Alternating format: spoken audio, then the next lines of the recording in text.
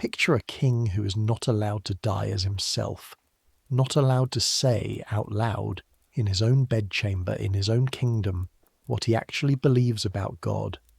A man who has worn a crown for 25 years, who has outlived 2 wars, a plague, a fire that burned down his own capital, and at least a dozen plots to murder him, and who now, lying in a bed hung with green damask, sweating through sheets that 4 different physicians have already ruined with blood and vomit and worse, cannot be permitted the one honest thing a dying man is usually allowed: his own last rites, not the ones his kingdom would approve of, the ones he actually wants.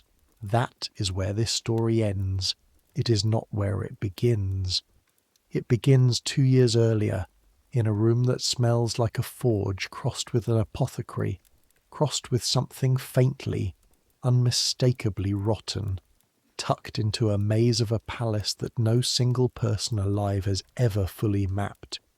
You are 14 years old. Your hands are about to be introduced to acid.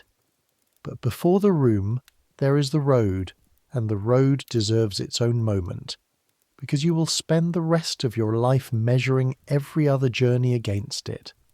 3 days in a carrier's cart from a village in Kent, small enough that you could count every roof of it from the church tower without straining, your mother's face already blurring in your memory by the second morning, though you would never admit that to anyone, least of all yourself.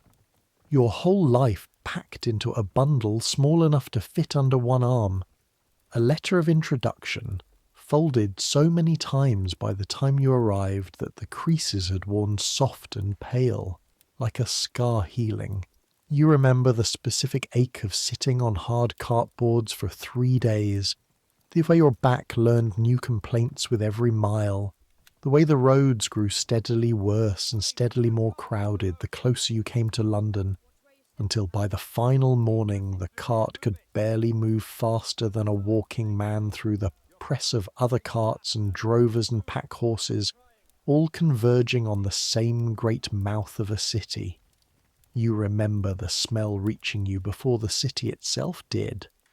Smoke, first, a haze on the horizon thick enough that you mistook it, at first, for weather. Then, as the cart crawled nearer, something denser and fouler underneath the smoke, a smell with weight to it. The smell of 500,000 people and their animals and their refuse all packed into streets never designed to hold 1/10 so many.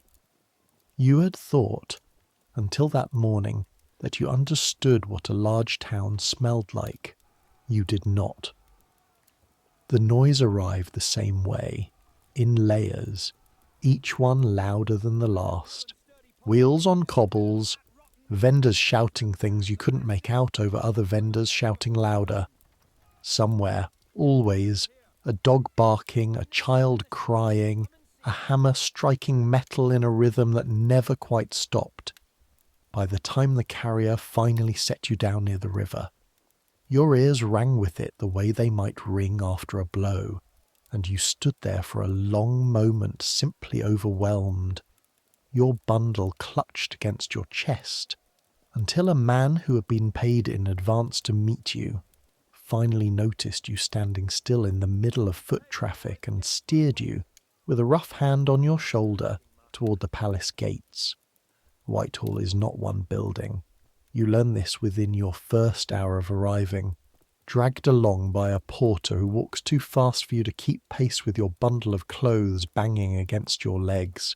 Whitehall is 2,000 rooms scattered across 23 acres along the Thames, a jumble of banqueting halls and tennis courts and tilt yards and chapels and kitchens, and 1,000 lodgings stacked on top of each other, like the palace grew the way mould grows, spreading wherever there was a gap and a reason.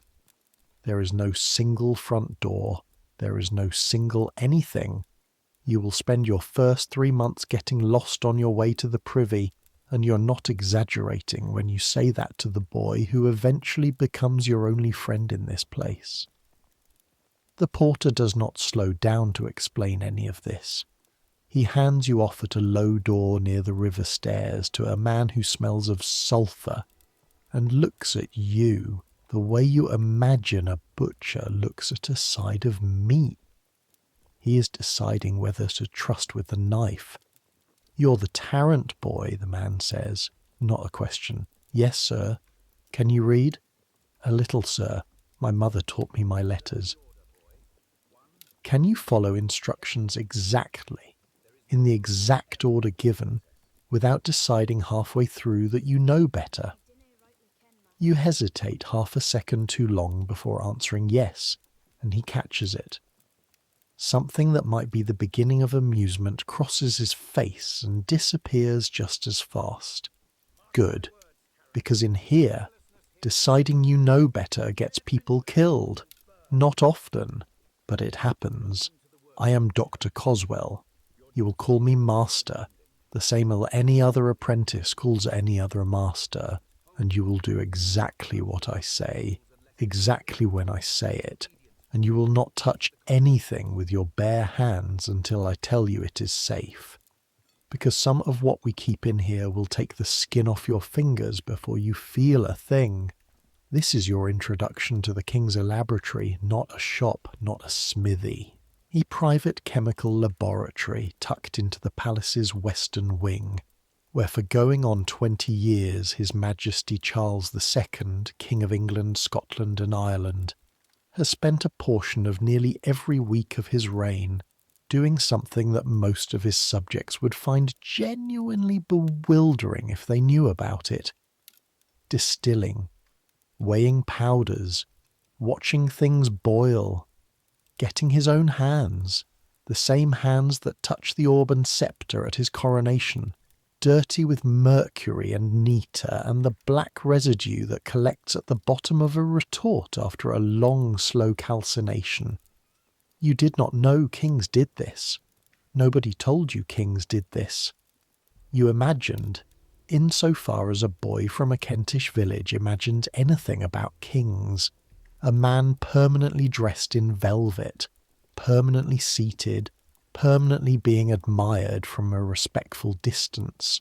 Instead, you're about to spend 2 years of your life learning that the most powerful man in 3 kingdoms likes nothing better, on a free afternoon, than rolling up his sleeves and getting close enough to a furnace that the heat reddens his face, watching some compound of tin or antimony change colour the way other men watch a horse race. Master Coswell gives you your first task before your bundle of clothes has even found a shelf. Sweep the floor around the furnace, not the whole room, just the half circle in front of the furnace mouth, where sparks land and where a stray coal, if left, could smoulder for an hour before anyone noticed the smoke. The broom is stiff and old, worn down on one side, and the floor beneath the soot is stone, cold even through your shoes. You sweep in small, careful strokes, the way you'd sweep a hearth at home, and Coswell watches you for exactly long enough to see that you are being careful, and then goes back to what he was doing, which is grinding something pale and crystalline in a mortar with a steady, patient rhythm that will become, before this story is finished, one of the most familiar sounds of your life. The scrape of the pestle, the faint chime when it touches the mortar's rim, over and over, unhurried, a sound like a very slow clock. The room itself takes days to properly see because on the first day you are too frightened of it to look at anything directly. There are 2 furnaces built into the far wall, brick, blackened, each with its own flue rising up through the ceiling. Shelves line every other surface, crowded with glass vessels of every shape you've never had names for yet. Retorts with long curved necks like swans, bulbous receivers, tall cylindrical jars sealed with wax and bladder skin, a rack of small stoppered bottles that Coswell handles with 2 hands and a held breath. A long table down the centre holds a balance so delicate that Coswell will later make you practice for a full week, just learning to set weights on the pan without breathing on them wrong. The smell is layered the way every smell in this city seems to be layered once you've been here long enough to notice. Sulphur first, sharp and throat-catching. Under that, something metallic, almost sweet. That you will learn is the smell of heated mercury, and that you will also learn much later is not a smell you should be breathing in every day of your life, though nobody here knows that yet. Or if they suspect it, nobody says so aloud. Under that, coal smoke. Under that, the specific mustiness of old stone that never quite dries out this close to the river.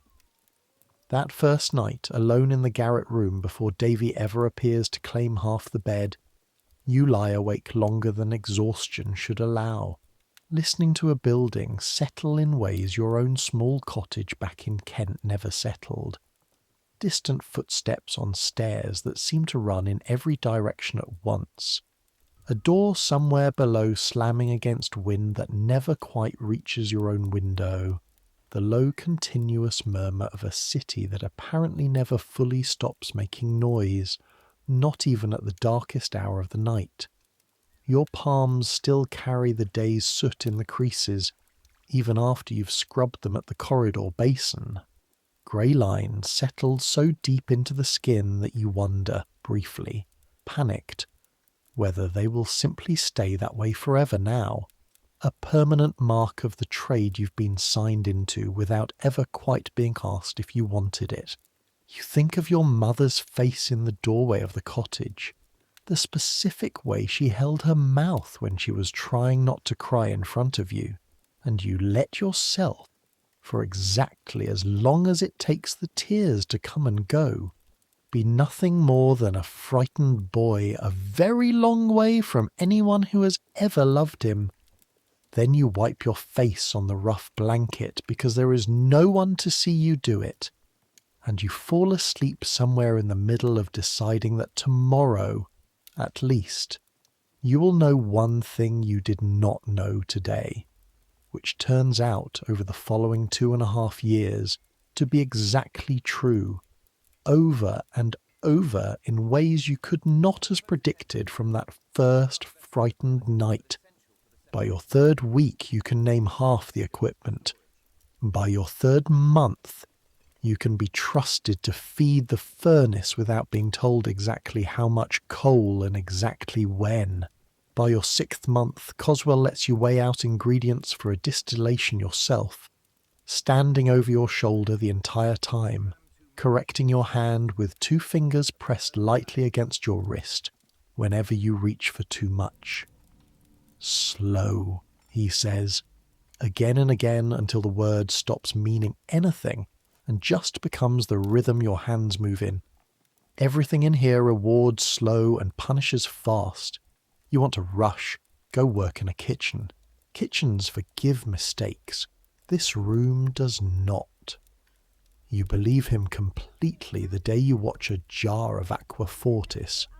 What the household boys who tease you mercilessly about your new trade call King's Water, though you have learned by now that it is really called that because it can dissolve gold, not because it has anything to do with His Majesty.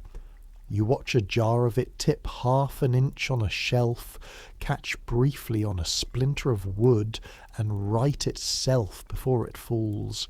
Coswell's hand shoots out and steadies it without looking, the way you'd steady a child about to walk into a doorframe, an old reflex worn smooth by years of near misses. He doesn't say anything. He doesn't need to. You've already gone pale enough for both of you. The king visits the Elaboratory for the first time in your presence on an ordinary Tuesday in the spring, and nobody warns you. That is the detail that stays with you longest, afterward. How ordinary it is. No trumpets, no procession. Just a door opening at the far end of the room and a tall man in a plain brown coat, dark-faced, dark-eyed, with the particular loose-limbed height that you will later see repeated in half, his illegitimate children scattered across the great houses of England, stepping through it, the way any visitor steps through a door, already talking before he's fully in the room. Coswell, tell me the tin has finished its calcination, because I've had the most tedious morning of my life, and I intend to spend the rest of it watching something interesting happen to a metal. You freeze, genuinely freeze, mid-stroke, a cloth in your hand and a half-cleaned retort in front of you, and it is only Coswell's flat, unbothered, "Not quite yet, sire, another hour," that tells you this is not a crisis. This is Tuesday. The king sees you before you've managed to arrange your face into anything resembling composure. New boy? Tarrant, sire. Started him in the spring. Tarrant. The king says it once, testing the shape of it. The way you imagine he tests the shape of every new fact that crosses his path, filing it somewhere for later use. Well, Tarrant, don't let me interrupt whatever Coswell has you doing. I have interrupted enough people's mornings today already, and most of them were considerably more important than a retort. He says it lightly, and there is a ripple of something in the room that you will only later learn to identify as the specific, careful laughter that courtiers and servants alike produce on command whenever the king makes a joke. Whether or not the joke is actually funny, you do not laugh, because you're too frightened to make any sound at all, and this, oddly, seems to please him more than laughter would have. He gives you a short nod, the kind you'd give a fellow tradesman, and turns his attention entirely to the furnace, rolling back his sleeve without seeming to notice or care that he is doing it, exposing a forearm that is, you note with something like disbelief, faintly, permanently scarred in 2 or 3 places from old burns, a king's arm, marked the same way yours will be marked within the year by the same careless sparks and the same momentary lapses in attention. He stays for 2 hours that afternoon. He asks Coswell technical questions in a voice that expects real answers, not flattery, and gets them, because Coswell, you learn, is one of the very small number of men in this palace who has never once in 20 years told the king what he wanted to hear instead of what was true. When the tin finally finishes its slow colour change from dull grey to something the king calls, with real delight, a very promising ash, he leans in close enough that you could reach out and touch his sleeve, and studies it the way another man might study a hand of cards he's just won with. There, he says to no one in particular, to the room, to the metal itself. Now that's worth an afternoon. He leaves as unceremoniously as he arrived, already talking to someone in the corridor before the door has fully shut behind him, and the room exhales as one body, shoulders dropping half an inch all around, though nobody had seemed tense a moment before. You will come to recognise this particular kind of exhale everywhere in Whitehall. It is the sound the palace makes whenever the king is no longer in the room. Not relief, exactly. More like the sound a held breath makes when it's finally allowed out. Life in the palace outside the Elaboratory's 4 walls takes longer to understand than the chemistry does, and it is considerably less forgiving of mistakes. You share a garret room 3 floors above the kitchens with another apprentice, a boy called Davy Marsh, who has been at Whitehall 2 years longer than you, and who takes it upon himself, without being asked, to teach you the unwritten rules that will keep you from making a fool of yourself in front of people who matter. Never bow to a duchess the same way you'd bow to a countess, he tells you your first week. Lying on his back on the narrow bed you both somehow manage to share without either of you ever quite touching the other. staring up at a ceiling low enough that you can both reach up and press your palms flat against the beams without straightening your arms. Never look directly at the king's dogs unless they look at you first, because if you startle one and it snaps and someone sees, you're the one who gets blamed, not the dog. Never ever mention the Duchess of Portsmouth and Nell Gwyn in the same sentence, not even to say something nice about both of them, because whoever's listening will decide you favour one over the other, and you'll have made an enemy without meaning to. Why would I have anything to do with either of them? Davy laughs, not unkindly. You won't, not directly. But everybody in this palace ends up choosing sides in that argument eventually, whether they mean to or not. It's like weather. You don't choose it. It just happens to you. The argument, as Davy explains it over the following weeks, in instalments, the way all the palace's real education happens, in instalments between chores, in corridors, over meals eaten standing up, is this. The king keeps mistresses, has kept them for decades, openly, unapologetically, and 2 of them currently occupy apartments in this very palace that are, by any measure that matters here, grander than most dukes.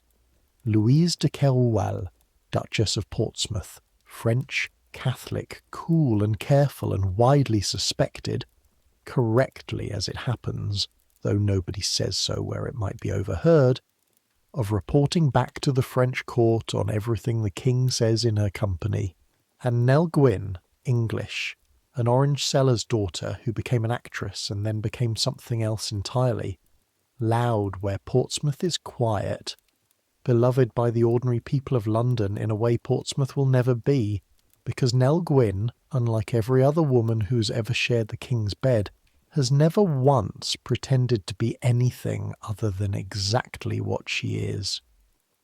The mob loves Nell, Davy says.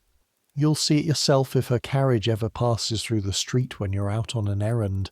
They cheer for her the way they cheer for nobody else who isn't royal. Somebody shouted at her carriage once thinking she was Portsmouth, thought she was the Catholic one, the French one. Everybody hates the French one. And Nell leaned right out the window and shouted back, "Pray, good people, be civil. I am the Protestant whore." You laugh before you can stop yourself, and Davy grins, pleased with the reaction, because this story, you will realise, has by now been told and retold in every servants' hall in London, polished smooth by repetition, the way a much-handled coin loses its edges. Is it true? Everybody swears it's true. I don't know that it matters whether it's true. It's the kind of thing that should be true, so people keep saying it, and eventually saying it enough times makes it as good as true. This turns out to be one of the truest things anyone tells you the entire time you're at Whitehall, though you don't recognise it as a general principle until much later. Half the palace runs on stories that should be true, repeated until the repeating does the work that facts are supposed to do. Some of your errands take you well beyond the palace walls entirely, out into the city itself, and these are the errands you come, over time, to treasure most, because they are the only hours of any given week that belong to nobody's schedule but your own, once the actual task is finished.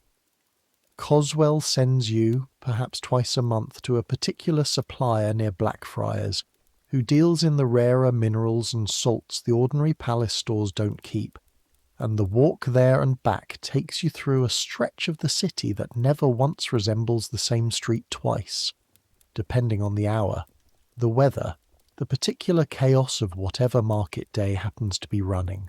The apothecary's quarter announces itself before you've turned onto its main street, a smell that arrives in advance of the shop fronts themselves, dried herbs and camphor and something sharper underneath that you now recognise from 2 years in the Elaboratory as the same mineral tang that clings to your own hands most evenings. Barrels of dried roots stand open outside half the doors, their contents pale and gnarled and faintly menacing, until you learn their names and their uses, and inside, through windows crowded with jars, you can see apprentices your own age grinding and weighing exactly the way you grind and weigh.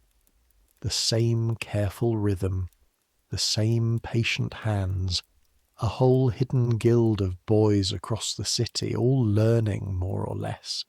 The same lesson Coswell has been teaching you. Slow, measured, exact. The supplier himself, a stooped, precise little man named Hollis, who has known Coswell for 30 years and treats you by extension with a gruff, unearned courtesy you've done nothing yet to deserve, always keeps you waiting a few minutes while he weighs out the order himself rather than trusting it to an apprentice, muttering measurements under his breath in a sing-song rhythm that has clearly been worn smooth by decades of repetition. You watch his hands the way you watch Coswell's, because you have learned by now that watching a master's hands teaches you more than any amount of being told ever could, and Hollis's hands, spotted and steady despite his age, move with an economy of motion that makes even simple weighing look like a kind of dance. The walk back gives you time to simply be a boy in a city, however briefly, threading between costermongers' barrows piled with whatever fruit the season allows, dodging a herd of geese being driven towards some market you never see the end of, pausing once, on a whim you can't fully explain, to watch a street performer coax a small dog through a series of tricks for a crowd of perhaps a dozen people, none of whom seem in any particular hurry to be anywhere else. You buy, on the days your errand money stretches to it, a hot pastry from a vendor whose cart you've come to recognize by its particular crooked wheel, and you eat it walking, careful not to spill filling onto your one good cuff, tasting grease and pepper and something faintly burnt at the edges that you've decided, after a dozen purchases, is simply part of the pastry's proper character rather than a flaw in its making. It is on one of these walks, in your second spring, that you first understand something about the city that the palace, for all its grandeur, never quite teaches you on its own.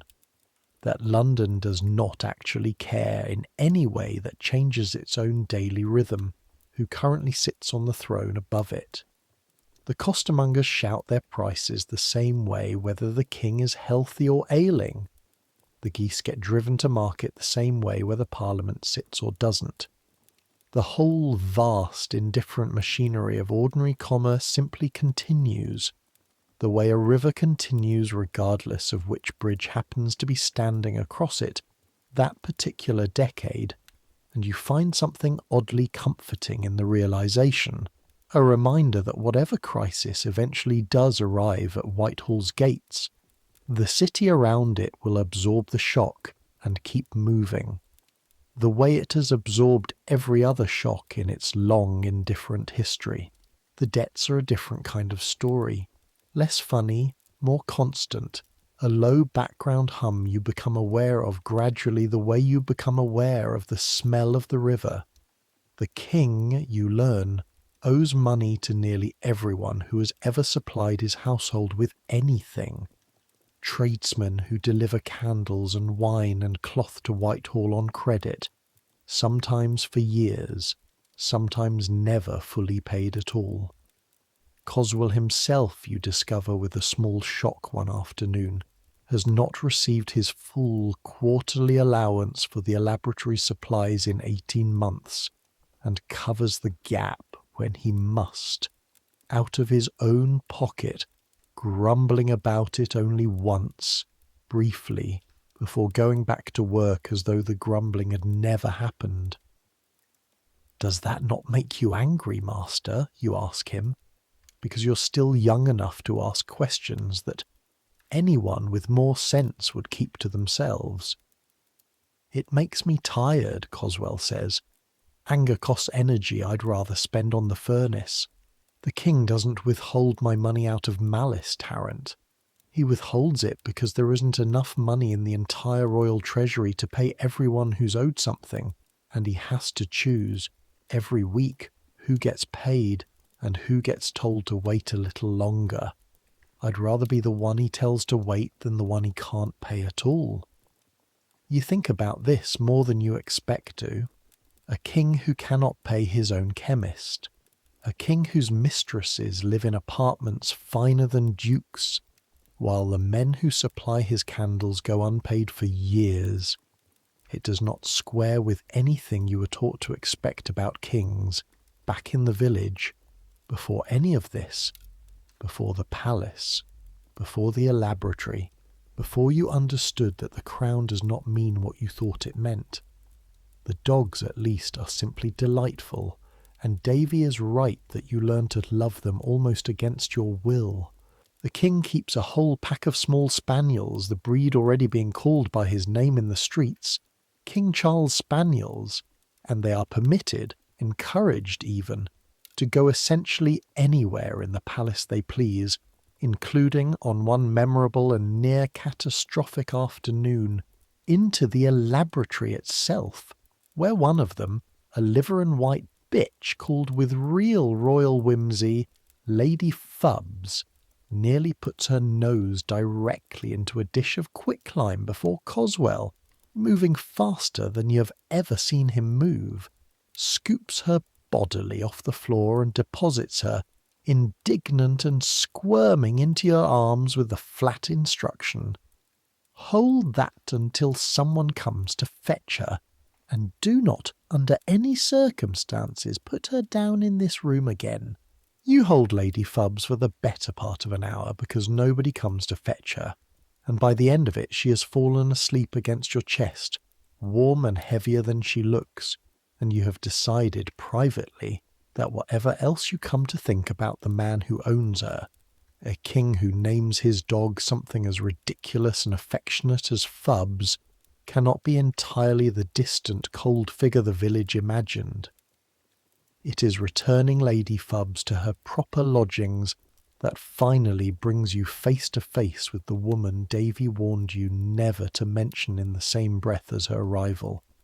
You're told simply to carry the dog to Mistress Gwyn's apartments and hand her to whichever servant answers the door, and you expect exactly that, a brief exchange in a doorway, nothing more.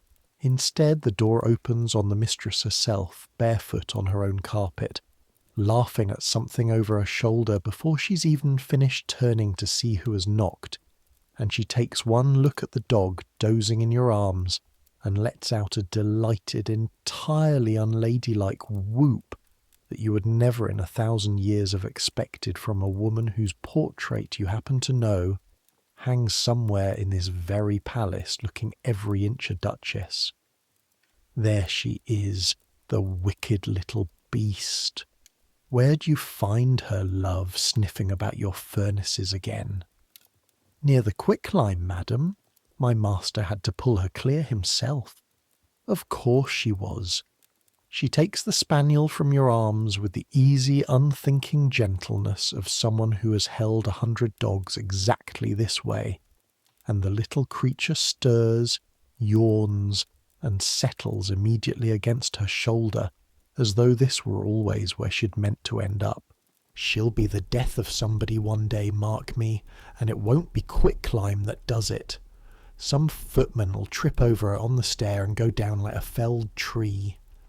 She looks at you properly for the first time, taking in your soot-marked cuffs, the faint shine of an old burn scar along one knuckle, and something in her expression softens into a plainer, less performed kindness than the laugh had been.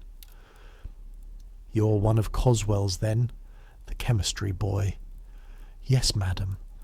Tell him from me he keeps that furnace room warmer than my own hearth, and I've half a mind to come sit by it myself some cold afternoon. Formality be hanged." She grins, and it is, you think, exactly the grin that a whole city has apparently fallen in love with. Wide and unguarded and entirely without the careful reserve you imagine must govern every other face in this palace. Go on then, before somebody official sees you standing about gossiping with an actress and decides it reflects badly on the household. You go and you do not in fact tell Coswell any of it, because you cannot think of a single way to repeat, "Come sit by your furnace some cold afternoon, formality be hanged," without your face giving away exactly how charmed you were by the whole exchange. And you've already learned enough about this palace to know that being visibly charmed by the wrong woman is its own small kind of danger.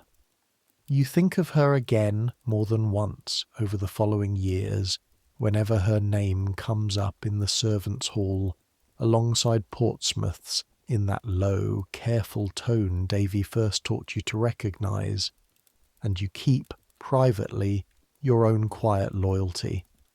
In that argument, the palace insists everyone eventually chooses a side of, whether they mean to or not. The Royal Society meets close enough to the palace that word of its business drifts back to the Elaboratory constantly, carried by whichever gentleman philosopher has stopped by that week to argue with Coswell about the proper method for some experiment or other. You learn in fragments that the king founded this society himself more than 20 years ago now, granted it a royal charter, attends its demonstrations when he can, has his own membership among the men who cut open dead animals to study their organs, and builds strange brass instruments to weigh the air and argue, endlessly, about whether light is made of particles or waves. It strikes you gradually as one of the stranger and more admirable things about the man whose dogs sleep in your arms and whose chemist he cannot properly pay, that he is genuinely, restlessly curious about how the world works, in a way that has nothing to do with power or performance. That would exist, you suspect, even if he had never been born a king at all. He'd have made a fine tradesman, Coswell says once dryly, watching the king lean over a dissected fish some Royal Society fellow has brought to show him, utterly absorbed, oblivious to the 3 courtiers hovering at a respectful distance, waiting for him to remember he has a kingdom to run. Wasted on a throne, if you ask me, though I'd be careful who you say that to.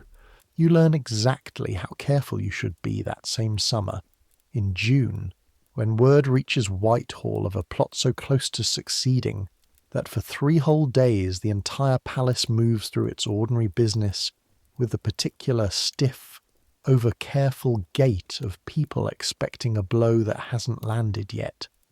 A group of conspirators, you hear, had planned to ambush the king and his brother on the road back from Newmarket, at a narrow lane by a house called Rye House, where the coach would be forced to slow enough for men with muskets to do their work.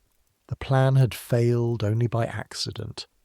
The king's races finished early that year, and the royal party passed the ambush point a full week before the conspirators were ready. A coincidence so ordinary and so enormous that you hear grown men in the servants' hall repeat it to each other for weeks afterward in tones of genuine shaken wonder, as though turning the fact over enough times might make it feel less like the whole kingdom's future had hinged on a horse race ending a little sooner than planned. The palace tightens around you almost immediately. Guards you'd grown so used to seeing you'd stop truly seeing them are doubled at every gate you pass through on your errands, and for the first time since you arrived you're stopped and questioned on your own way to the Elaboratory, a young officer demanding to know your business with a sharpness that makes your hands go cold despite the summer heat, though he lets you pass the moment Coswell's name settles the matter. Coswell himself grows shorter-tempered than you have ever known him that whole month, snapping at small mistakes he would ordinarily let pass without comment, and you understand, watching him, that fear moves through a palace the same way heat moves through a furnace, finding every gap, warming even the people standing furthest from the actual fire. The arrests come quickly once the plot is discovered, and the trials that follow move faster still. You hear the names the way you hear everything important in this place second hand, through corridors, through the low, urgent talk of men who have stopped whatever they were doing to discuss it.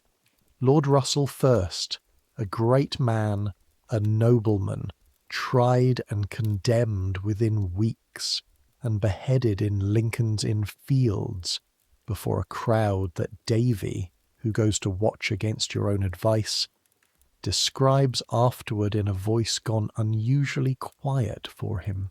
Algernon Sidney follows some months later, an old philosopher soldier whose writings people whisper, argued that kings who governed badly enough could rightly be resisted, even overthrown, words that become at his trial nearly as damning as any musket would have been.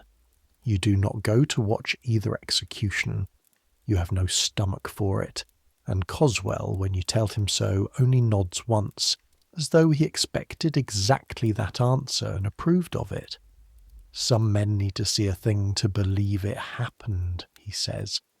I've never been one of them. I'd rather hear it told and keep my supper down.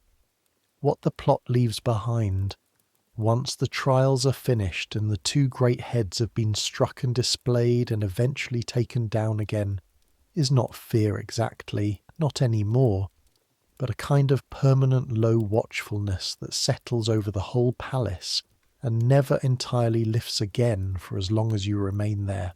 You notice in the months after how much more careful people become about which rooms they speak freely in, how a joke about the king's health, or the king's mistresses, or the king's brother's religion, jokes that used to pass around the servants' hall without a second thought, now draw a quick instinctive glance toward the door before anyone finishes the sentence. You learn, without anyone ever explicitly teaching you, the particular Whitehall skill of speaking about dangerous things by not quite speaking about them at all. A skill that will matter more than you can yet imagine, less than 2 years later, in a crowded corridor outside a dying man's bedchamber.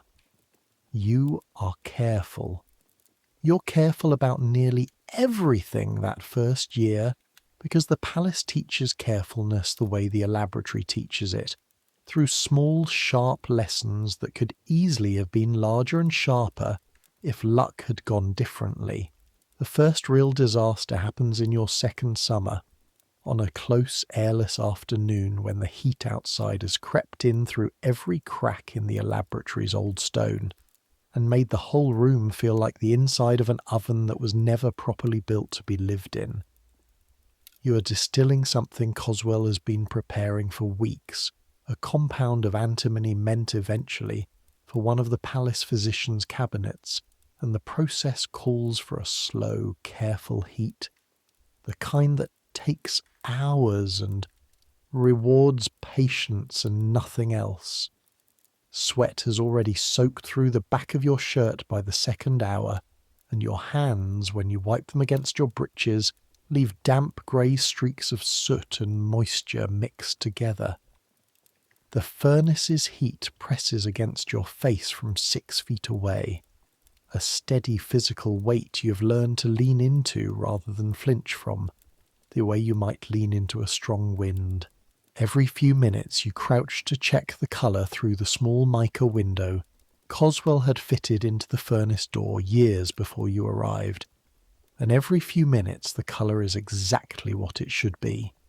A patient, unhurried orange-red that tells you nothing has gone wrong yet and nothing needs to change.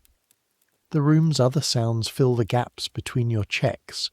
The low continuous roar of the fire itself, a sound so constant you stop hearing it as separate from silence, the tick of cooling glass somewhere on a shelf, a fly beating itself uselessly against a shut window, the distant clatter of the kitchens 2 floors below carrying up through the old stone. The way sound always seems to travel in this palace, unpredictably through walls that have no business letting anything through at all. You are the one tending the furnace. Coswell has stepped out briefly to fetch a particular flask from the storeroom 2 corridors away, and has left you with 4 words of instruction that you will replay in your head for years afterward. Watch the colour. Don't rush. You watch the colour. For 20 minutes you watch it faithfully. The way you've been trained. Small adjustments to the damper. Small feeds of coal. Patient as the pestle scrape rhythm that has become the metronome of your whole apprenticeship. And then, for reasons you'll never fully understand, a draught from somewhere, a flaw in the coal, simple bad luck. The fire catches harder than it should. All at once, a sudden flare that licks up past the furnace mouth and finds the edge of a cloth left too close. And within 3 seconds there is a genuine, small, terrifying fire eating its way across a workbench that holds, among other things, 2 open jars of substances you have absolutely no idea are safe to be anywhere near open flame. You do not think. There is no time to think. Your hands move before your mind has caught up with them, the way Coswell's hand moved to steady that falling jar of aqua fortis on your first month here. An old reflex you didn't know you'd built until the moment it was needed. You grab the heavy wet cloth kept folded permanently by the door for exactly this purpose. A fact you absorbed without ever consciously deciding to remember it. And you smother the burning bench in one motion, throwing your whole weight onto it, feeling the heat come straight up through the wet fabric and scald your palms even through 2 layers of cloth, feeling the specific, ugly texture of scorched wool under your fingers, hearing the fire gasp and die under the weight of the wet cloth with a sound like a held breath finally released. Your hands hurt for a week. Small blisters rise along both palms, tight and shining, and every grip, every turn of a key, every reach for a cup sends a bright line of pain up through your wrists that you learn to breathe through rather than flinch from, because flinching, you discover, only makes it worse. Coswell, returning to find the fire already out and the danger already past, says almost nothing about it. No scolding, no praise. Just a long look at the scorched bench and a longer look at your hands. And then, quietly, as he begins mixing a salve from ingredients you don't recognize, you did exactly right. Most men your age would have run for help and lost the room. It is, you realize afterward, the closest thing to real praise Coswell has ever given you, and it costs you 2 blistered palms and a week of pain to earn it, and you would, if asked, do it again exactly the same way, because that is apparently what this trade requires of you now. It is also somewhere in that second year that you become properly acquainted with Peg Ashworth, a laundry girl 2 years older than you whose acquaintance begins, unglamorously, over a dispute about scorched linen. Coswell's aprons and cloths go to the palace laundry the same as anyone else's, and yours come back 1 week with a fresh burn hole singed clean through the hem, a casualty of the same careless spark that has marked your own hands more than once, and Peg, delivering the basket herself because the usual boy is sick, plants herself in the Elaboratory doorway and demands to know whether you intend to keep setting your own clothes on fire before she's finished mending the last set.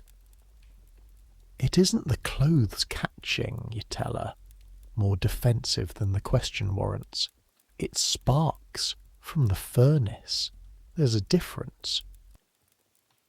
There's no difference at all to my needle, she says, but she says it without much heat, and by the time she leaves that first afternoon you have somehow agreed to bring your own scorched things directly to her, rather than through the general laundry chain, an arrangement that saves you both time and that neither of you, at first, admits is really about anything other than efficiency.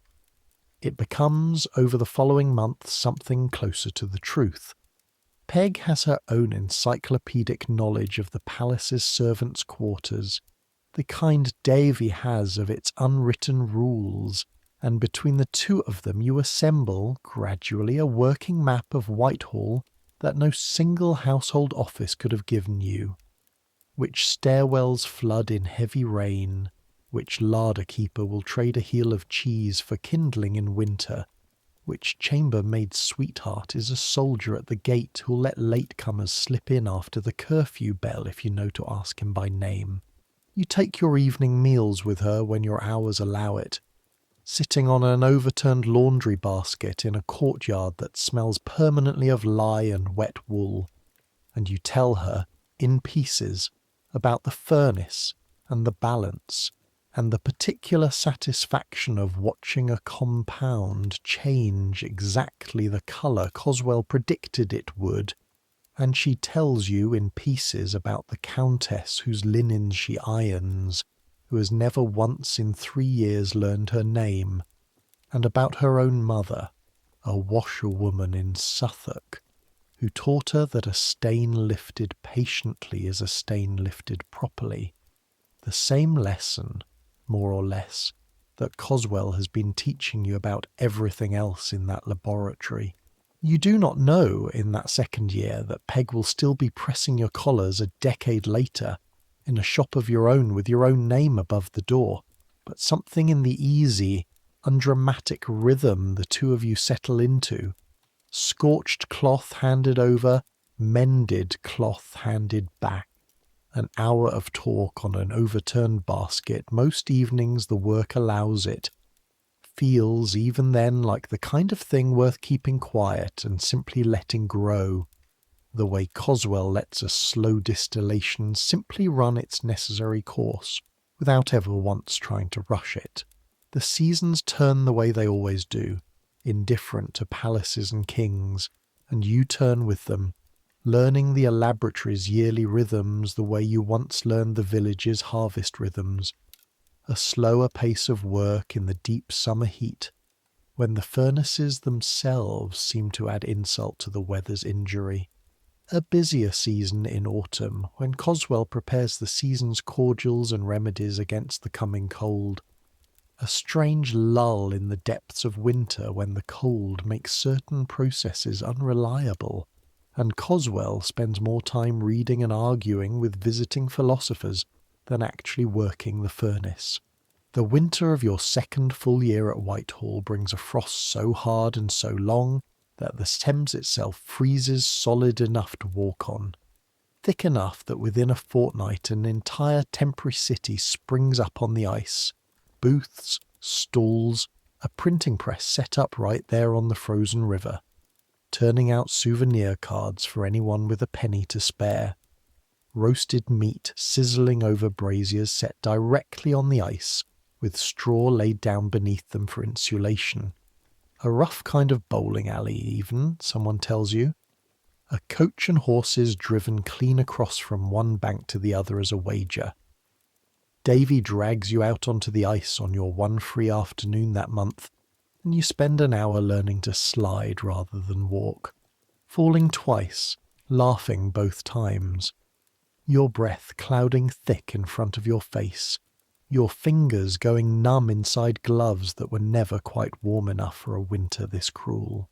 The king himself, someone tells you afterward, walked out onto the ice too, one of thousands of ordinary Londoners crowding the frozen river that season, indistinguishable at a distance from any other well-dressed man out enjoying the strange holiday. The weather had handed the whole city. You think about that image for a long time afterward, the most powerful man in 3 kingdoms, out on the ice with everyone else, no different, for one afternoon, from a chemist's apprentice with numb fingers and a borrowed pair of skates. It is in the spring after that frost that Coswell sends you up onto the leads for the first time, the flat lead-covered roofs that connect several sections of the sprawling palace used by chimney sweeps and roofers, and occasionally by anyone with legitimate business, and a good reason to want to see the whole tangled mess of Whitehall laid out beneath them. Your reason, that day, is entirely mundane. A length of pipe carrying smoke from a neighbouring chimney has developed a crack, and Coswell wants you to note exactly where before the roofers are sent up to fix it, because the last time he described a problem second-hand, the wrong section got repaired and the actual crack went unaddressed for another 6 months. You climb up through a low door at the top of a servant's stair you've never used before, emerging into wind and full daylight so sudden after the Elaboratory's permanent dimness that you have to stand still a moment, blinking, one hand braced against warm lead, before your eyes adjust enough to actually see where you are. And when they do adjust, the view stops you completely. Work forgotten for a full minute. Whitehall spreads out below and around you in every direction. A jumble of roofs and courtyards and chimneys that from up here finally makes a kind of sense. The way a confusing sentence sometimes makes sense once you can see the whole of it, instead of just the word you're stuck on. Beyond the palace, the river, wide and busy even from this height, crowded with the small dark shapes of boats going about business, you can't make out from here but know, from your own errands, is exactly as frantic and urgent close up as it looks calm and slow from a distance. Beyond the river, the whole sprawl of the city, smoke rising from 1,000 separate chimneys and merging somewhere overhead into one continuous grey haze that never quite clears, not even on the brightest days, and rising above all of it, unmistakable even at this distance, unmistakable even half finished, the great skeletal dome of the new St. Paul's, Wren's Cathedral, still under construction these 20 years after the old one burned, scaffolding clinging to its curves like ivy, cranes moving slow and patient against the sky. You stand there longer than the pipe crack strictly requires you to. You think, standing there, about the village you came from, small enough that you could see every roof of it from the church tower without straining, and you think about how impossible it would have been to explain this view to the boy you were 2 years ago. This much city, this much smoke, this much river traffic, this much history piled on history. The old cathedral's ashes still somewhere under the new one's foundations, the whole vast machine of London running on beneath your feet whether you watch it or not. You think too, though you don't have the words for it yet, about how small a single life is against all this. Somewhere down there in this maze of roofs, a king who owes money to his own chemist argues with philosophers about the nature of light and keeps a spaniel named Phubs asleep on his lap. Somewhere down there, 2 women who have never met on friendly terms compete for a kind of loyalty that has nothing to do with love and everything to do with survival. Somewhere down there, an apprentice with 2 faintly scarred palms is exactly as replaceable as any other boy who might have been sent to sweep that half circle of floor in front of the furnace, and exactly as necessary on the days his hands happen to be the ones holding the wet cloth when the fire flares. You note the crack's exact position, the way you were sent up to do, and climb back down, and you do not mention the view to anyone, not even Davy, because some things, you are learning, are worth keeping just for yourself. There is a smaller scare that same winter, one the palace talks about for only a few days before it passes and is mostly forgotten, though you remember it clearly enough afterward, in hindsight, to wonder whether anyone should have paid it closer attention at the time. The king takes to his bed for the better part of a week with a fever the physicians call nothing more alarming than a chill caught from standing too long on the frost-fair ice, watching the printing press turn out its souvenir cards. Refusing, as he refuses most things involving his own comfort, to leave before he had properly seen the whole spectacle for himself. Coswell is asked that week to prepare a simple cordial, nothing like the desperate measures that will crowd this same sick room 2 years later, and you carry it yourself as far as the outer chamber, where a gentleman of the bedchamber takes it from your hands with nothing more than a brief nod of thanks. The king is up and about within the week, apparently none the worse, and the whole household exhales and moves on, the way households do, filing the scare away under things that turned out, in the end, to be nothing. You think of that week often afterward, once you know how the story actually ends. You wonder whether a body only has so many of these small warnings to give before the final one arrives without any warning at all, the way a distillation gives no sign of boiling over until the very instant it does. Coswell, when you mention it to him once much later, only shakes his head slowly and says that hindsight makes prophets of us all, and fools of every physician who ever lived, because the same symptoms that mean nothing 9 times out of 10 mean everything on the 10th, and nobody standing at the bedside on any given day can ever be entirely certain which day they are living through. It is that same summer that you witness, entirely by accident, the king's morning ritual that half the household talks about, but that you had never yet seen with your own eyes. You're cutting across St. James's Park before dawn, sent to fetch a particular clay from a supplier who keeps unusual hours, and the mist is still lying low and grey over the water when you see him, unmistakable even at this distance, unmistakable even alone, without a single courtier in sight, walking the path beside the canal with a small linen bag in one hand, from which he draws, every few steps, a scattering of grain that he throws with an easy, practised flick of the wrist toward the ducks gathering along the bank. He walks quickly, the way he seems to do everything, a pace that would leave most men his age breathless, and his spaniels range ahead of him, and behind him in loose, undisciplined loops, utterly unconcerned with propriety, snapping at nothing, rolling in wet grass, exactly as free in his company as Lady Fubbs was free in your arms that afternoon in the Elaboratory. You stop, uncertain whether to continue past him or wait until he's gone, and he sees you hesitate and simply waves you on with the same bag-holding hand, not break in his stride, not even properly looking at you, a gesture so unbothered and so unceremonious that you find yourself walking the rest of the way to the supplier's stall, turning the moment over and over, trying to reconcile it with everything you have separately learned about crowns and debts and mistresses and plots against his life.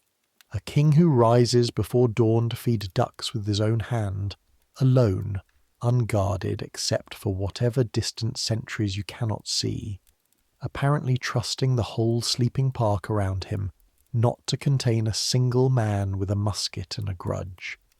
You think of Rye House, still fresh in the palace's memory that summer, and you wonder whether this daily walk frightens the men whose job it is to keep him alive nearly as much as it seems, from where you're standing, to simply please him. The winter that follows, your third at Whitehall, arrives with none of the previous year's festive strangeness.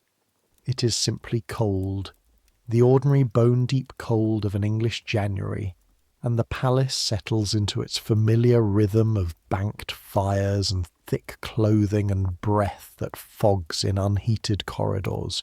You are 17 now, trusted with more than you were, capable of running an entire distillation from start to finish, under only occasional supervision, capable, Coswell has told you twice now, almost grudgingly, of being called a chemist's assistant rather than merely an apprentice, though the wages have not yet caught up with the title. It is in this ordinary cold January that the first signs of something wrong begin to reach you, second-hand at first, the way all the palace's real news reaches everyone below the level of privy councillor, through corridors, through the servants' hall, through the particular quality of worry on the faces of men who normally show nothing at all. The king has not been himself, people say, tired in a way that rest doesn't fix, short-tempered in a way that is not, by all accounts, his usual manner. A physician is seen entering his apartments more often than physicians usually are, which in a palace where nearly everyone has some ailment or other being treated by someone, is itself a small but noticeable departure from the ordinary traffic of the place. You think nothing of it at first because kings, you've learned by now, are not so different from other men in the small, boring particulars of health. Bad digestion, poor sleep, the aches that come with age. The king is past 50 now, no longer the tall, dark, restlessly energetic figure who startled you half to death that first Tuesday in the Elaboratory. He moves a little slower these days. He tires a little sooner on his morning walks through St. James's Park, the ones he's taken nearly every day of his reign, rain or shine, feeding the ducks with his own hand from a little bag of grain he carries himself, refusing against all advice to let a servant carry it for him. He'll outlive us all, Davy says one evening, with the easy confidence of someone who has never once considered the alternative seriously. Man's tougher than old rope. Survived Worcester, didn't he? 6 weeks running from Cromwell's men with a price on his head, hiding in an oak tree while soldiers search the ground right under him. A man who survives that doesn't die of being a bit tired in January. You believe him, mostly, because it is easier to believe him than not, and because the Elaboratory's own rhythms give you no particular reason to doubt it. The king visits twice more that winter, in his usual fashion, unannounced, already talking before he's fully through the door, absorbed for an hour or two in whatever Coswell happens to be working on, his hands, when he rolls up his sleeves, showing the same old scars, the same restless curiosity, nothing you could point to and call a warning. And then it is the 1st of February, and the day begins exactly the way every other day at Whitehall begins, and by the 2nd of February, nothing in this palace or in this kingdom will ever be quite the same again. You're in the Elaboratory before dawn, banking the furnace for the day's work, when the first sounds of real disorder reach you. Not the ordinary busy noise of a palace waking up, but something sharper, faster, footsteps running where footsteps do not usually run, voices pitched half a tone higher than the hour and the errand should warrant. Coswell arrives later than usual, and later than usual is itself the first sign, because Coswell is never late, has not been late a single day in the 2.5 years you have known him. Master. The king collapsed this morning, Coswell says, and his voice is flat in a way you have learned by now, means he is working very hard to keep it flat. In his bedchamber, being shaved, fell without warning. They say his face went strange, twisted on one side. He could not speak properly for a time. You know enough by this point from 2.5 years of half-absorbed medical talk drifting through the Elaboratory to understand roughly what this means, though you do not yet have the word for it that the physicians will use later when they write their own accounts. An apoplexy, a seizure of the brain, the kind of sudden collapse that a man either recovers from within hours, shaken but whole, or does not recover from at all. The Elaboratory does no ordinary work that day.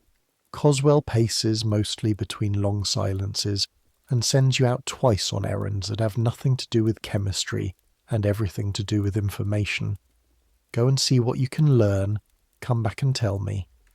Because in a palace this size, in a crisis this large, everyone below a certain rank survives on scraps of second-hand news carried corridor to corridor by boys exactly like you, trusted to be quick and quiet and to repeat exactly what they overhear without embellishing it. What you overhear over the following hours is this: the king has been bled, not once, but repeatedly by more physicians than you knew the palace employed, each one arriving in turn, each one adding his own remedy to whatever the last man prescribed, until the sheer number of doctors crowded into that one bedchamber becomes, even second-hand, a kind of dark joke among the servants who are not permitted anywhere near it. 16 ounces of blood taken from his right arm within the first hour, someone tells you, though you cannot verify the figure and are not sure you want to. Cupping glasses applied to his shoulders to draw yet more blood to the surface and then release it. A vomit forced down him to purge his stomach. Enemas more than one. A shaved scalp blistered with hot irons in the belief that drawing the poison to the surface of the skin would draw it away from the brain beneath. A caustic paste of pigeon dung applied to the soles of his feet, on the theory, ancient and unquestioned by the physicians treating him, that drawing heat and irritation downward would relieve pressure above. You think, hearing all this in fragments over the course of that terrible first day, of the antimony compound you smothered a fire to save 2 summers ago, the one that eventually went into a physician's cabinet exactly like the ones now, presumably being emptied into the king's own body. You think of Coswell's endless careful warnings about dosage, about the difference between a remedy and a poison being, in his own words, usually nothing more than a matter of how much and how often. You do not say any of this aloud to anyone. It would help nothing, and it would frighten you more than you already are to put it into words. The second day brings a strange, terrible flicker of hope. The king rallies. He speaks clearly. He even, someone reports, apologizes to the roomful of exhausted physicians for the trouble he's putting them to.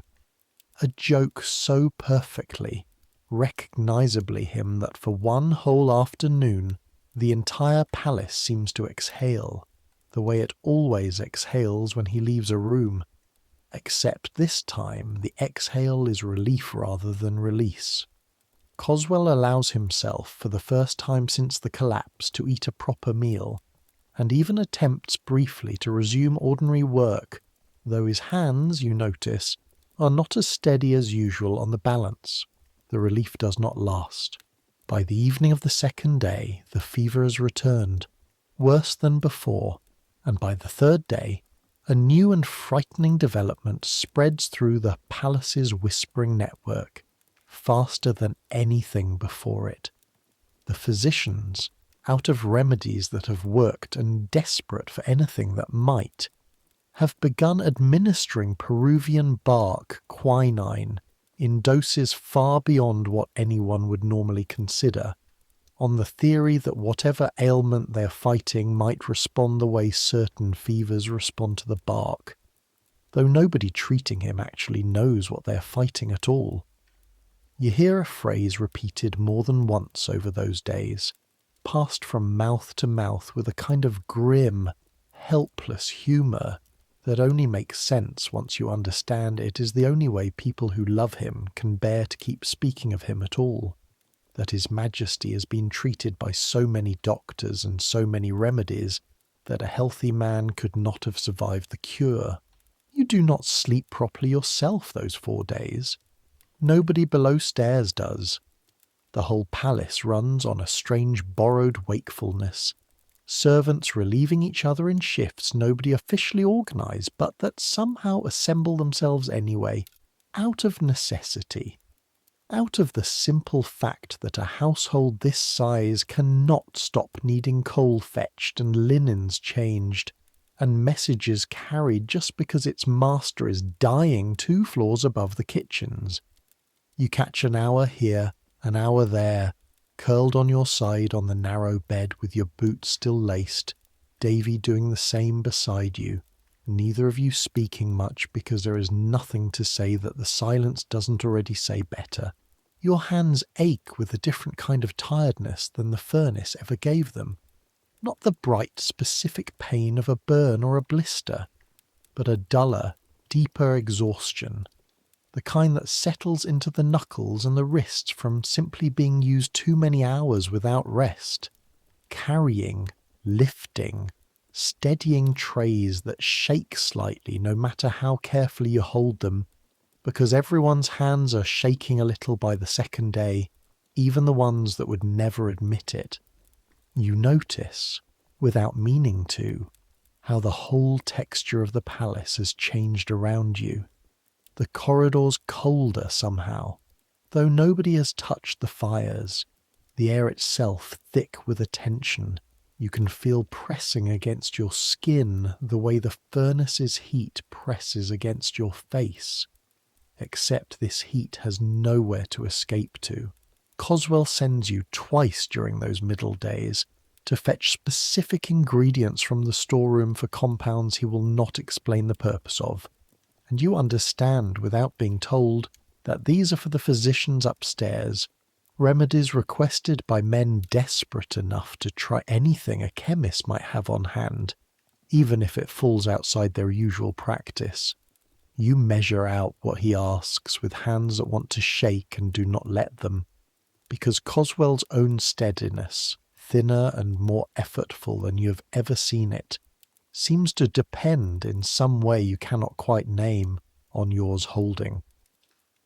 The physician's procedures grow stranger and more desperate as the days wear on, and you hear about each new one within hours, the way you hear everything, second-hand, breathless, passed corridor to corridor by boys running the same kind of errands you are running. A hot iron applied directly to the scalp twice now, someone says, to raise blisters meant to draw the sickness up and out through the skin. A plaster of pitch and pigeon dung bound to the soles of both feet. A concoction of 40 different ingredients, someone claims, though the number changes with every retelling, forced down his throat on the theory that if one remedy fails to help, 39 more might together succeed where it could not alone. You think hearing this of Coswell's own careful, patient work at the balance, the way he taught you that the difference between a remedy and a poison is so often only a matter of how much and how often, and you understand, with a coldness that settles somewhere below your ribs and does not fully leave for weeks afterward, that nobody treating the king upstairs seems to be measuring anything at all, only trying and trying again, and trying something new the moment the last thing fails, because doing nothing, for men whose whole profession depends on being seen to act, is somehow more unbearable than doing almost anything, however desperate. Peg finds you on the second evening briefly in the courtyard where you usually take your meals together, though neither of you can manage to eat much. She has heard, the same way everyone has heard, and she does not ask you anything you couldn't answer, only sits beside you on the overturned basket in a silence that asks nothing of you at all, which turns out to be exactly the kind of company you need most. At one point she takes your hand, the one still faintly marked from the fire 2 summers past, and simply holds it, not saying anything, until the bell in a nearby tower strikes the hour, and you both have to go back to whatever your separate duties require of you. "He'll come through it," she says finally, standing, brushing lye dust from her apron. "Kings don't die easy. Everybody says so. You want to believe her. For one more day, you manage to. You count, at one point during that first terrible day, the physicians arriving and departing through the outer courtyard from a window near the Elaboratory that happens to give a partial view of the entrance most of them use, and you lose count somewhere past a dozen, which, strikes you, even in the middle of everything else, as a strange kind of grim wonder that a single dying man could require the attention of more doctors than most villages the size of your own see across an entire generation. Each one arrives with his own bag, his own particular theories, his own certainty that whatever the last man tried was insufficiently aggressive, and each one, by every account that reaches you, adds his own remedy on top of the last without pausing long enough to ask whether the two together might do more harm than either alone. You think, hearing this, of Coswell's endless careful insistence that nothing in the Elaboratory ever gets combined without knowing exactly what the combination will produce, and you understand with a slow, sick clarity that the men treating the king upstairs are operating by no such rule at all, driven instead by something closer to panic dressed up in Latin and confidence. It is on the fourth day, deep into the crisis, that you are given the errand that will stay with you, in one form or another, for the rest of your life. Coswell is called, briefly, to the sick room's outer chamber, not to treat the king himself, which is far beyond an Elaboratory chemist's proper role, but to prepare, on the physician's urgent instruction, a particular cordial, a restorative draught they hope might strengthen a heart that has been bled and purged and blistered nearly past its limits. You are sent with him, not because anyone trusts you with anything beyond carrying the prepared flask, but because Coswell's own hands are, by this fourth sleepless day, shaking too badly to be trusted carrying anything at all without spilling it. The corridor outside the king's private bedchamber is more crowded than you have ever seen any corridor in this palace, and quieter than any crowd you've ever stood in. Lords and physicians and gentlemen of the bedchamber stand in small clusters, speaking, when they speak at all, in voices pitched so low you catch only fragments, and everyone, without exception, wears the particular grey, hollow look of people who have not slept properly in days and do not expect to for several more.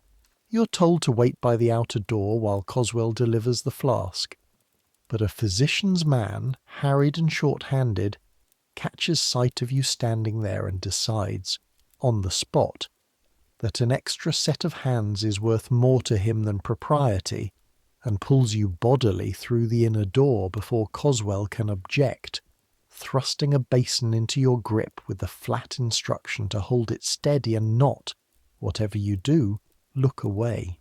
The room beyond the door is hotter than any room has any right to be in early February. A fire built up far past comfort on the theory, you gather from a fragment of murmured conversation, that heat itself might somehow aid the body's fight, and the air is thick with the smell you will never afterward be able to separate cleanly from that weak.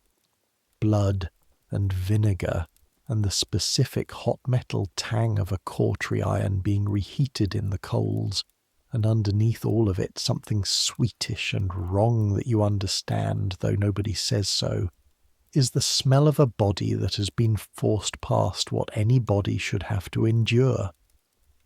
The king lies propped nearly upright against a mass of pillows, his face gone the colour of old tallow, one arm bared and extended across a cloth-covered board, while a physician you don't recognise opens a vein at the crook of his elbow with a small practised motion of a blade no longer than your thumb. The blood comes dark and slow at first, then faster, a thin bright ribbon of it running down into the basin you are holding, and you feel the whole weight of it, warm through the metal against your palms, heavier than you expected blood alone could ever be. You do not look away, because you were told not to, and because some stubborn part of you has decided that looking away now would be its own kind of failure. The same part of you that once threw a wet cloth over a spreading fire without pausing to think first. The king's eyes are half closed, his breathing shallow and quick, and once, only once, in the middle of it, he opens them fully and seems, for just a moment, to actually see you standing there holding his own blood in a basin.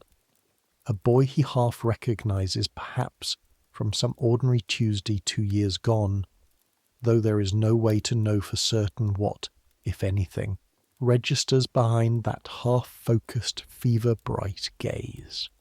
He says nothing, you say nothing. The physician finishes, binds the wound, and someone else takes the basin from your hands before you're quite ready to let it go, and you're steered back out into the corridor by the same harried man who pulled you in, already forgotten, already needed for some other small task somewhere else in that terrible overcrowded room. You stand against the wall afterward for longer than you mean to, your hands strangely light without the basin's weight in them, and it is while you are standing there, still gathering yourself, still trying to breathe evenly, that you see the second thing you're not meant to see and understand even at 17, even exhausted and frightened as you are, that you will never be able to unsee it or fully explain it to anyone. A door at the far end of the corridor, one you have never noticed before, tucked into an alcove behind a tapestry, opens just wide enough to admit a single figure, hurried through by a gentleman you recognize, with a small shock, as one of the Duke of York's own household men. The figure being admitted is dressed as a physician, wig and dark coat and the small leather bag such men carry, indistinguishable at a glance from the dozen other physicians who have passed through this corridor over the past 4 days, except that this man does not walk like a physician. He walks like a man trying very hard to walk like a physician, each step slightly too careful, his eyes flicking sideways once, just once, toward the small clustered groups of watching lords, in a way no genuinely confident physician, arriving on urgent business, would ever bother to do. The door swallows him, and the tapestry falls back into place, and nobody in the corridor reacts at all, and you understand in the strange sideways way that understanding sometimes arrives, not as a fact stated, but as a fact simply, suddenly known, that whatever you have just seen was not meant to be seen, and that the safest thing you can possibly do, for reasons you cannot yet fully name, is to have seen nothing at all. Coswell finds you a moment later, done delivering the cordial, his face grey with more than exhaustion now, and steers you away from the corridor with a hand on your shoulder that is not quite steady, and says nothing about what either of you saw or did not see, all the way back to the Elaboratory, and you understand from his silence as clearly as you would have understood from any words, that this is a silence you're expected to keep as well.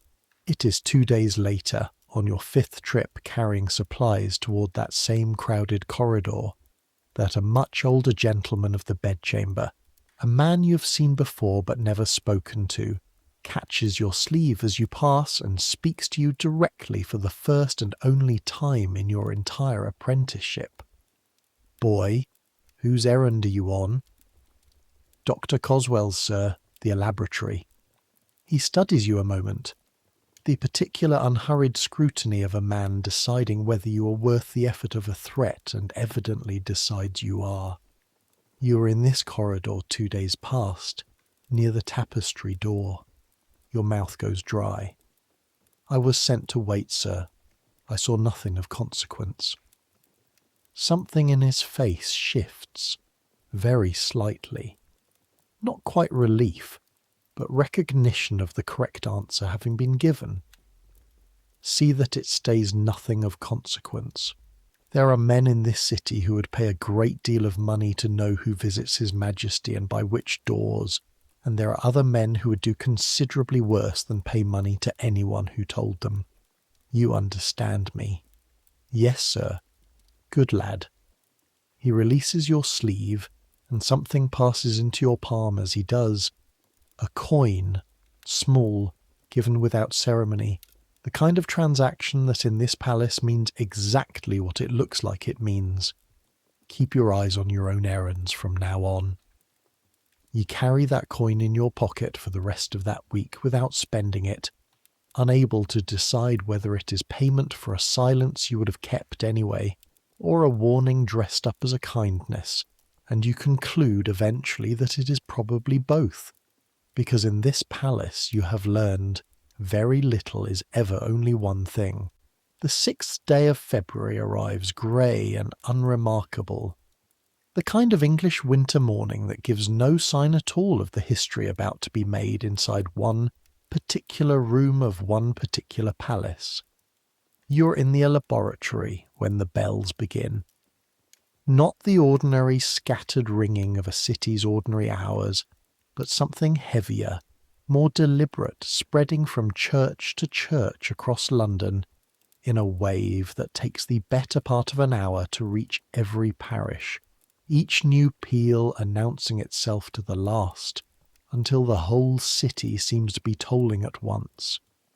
Coswell does not need anyone to tell him what the bells mean. He sets down whatever he is holding. You do not even register what it is afterward, only that his hands, for the first time in your 2.5 years here, simply stop moving entirely, and stands very still in the centre of the room and says nothing at all for a long moment. "He's gone," he says finally. "Not to you, not really to anyone. 25 years, and he's gone. The king died, you learn over the following hours, in fragments carried corridor to corridor the same way every piece of news from that sick room has reached you all week, sometime around noon, with what the men present describe, in low voices, as remarkable composure for a man who had spent 4 days being bled and blistered and purged past what most bodies could endure.